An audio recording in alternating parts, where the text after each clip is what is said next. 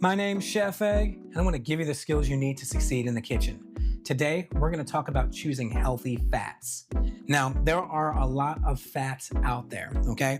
And what we want to do for our cooking is choose a fat that's going to add to the dish. So add good flavor, but also add to the cooking process. So when we add oil to the skillet, it usually helps with browning and caramelization.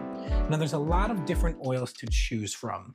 Starting out with the unhealthy fats like your canola and vegetable oil, these are fats that are highly processed using chemical means.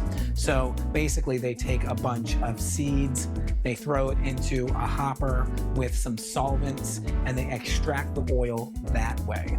Now, due to that process, it makes the oil very unhealthy for you. Now, what I like to do is choose oils that are less processed, but also add to the cooking process. So we have some good options over here. We've got some avocado oil. This is really, really nice for cooking foods at high temperatures because the avocado oil has a high smoke point and won't burn. The next step is some good old extra virgin olive oil. And I love to use this not only for sauteing, but also for salad dressings and making things non-stick on a baking sheet. Now, moving over here, we have some coconut oil. And this is just pressed coconut, the fat that comes from the pressing.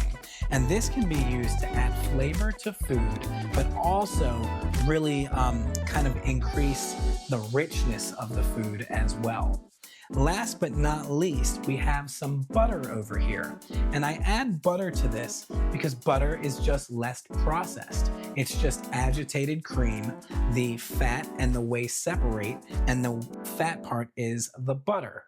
Now, with all of these fats, it's very important to use them in moderation, but also use the correct fat for the job that you're looking for in the kitchen. My name's Chef Egg, and that's how you choose healthy fats for your cooking at home. Peace.